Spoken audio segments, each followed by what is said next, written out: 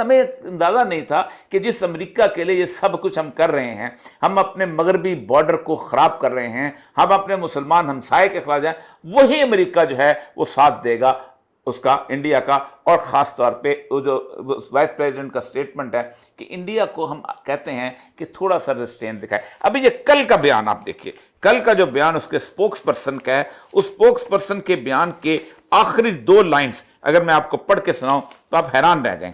یہ جو tummy Bruce کہتے ہیں the secretary express sorrow for the reported loss of civilian lives in the current conflict, 36 لوگ پاکستان کے اندر شہید ہوئے ہیں، اس کے سورو۔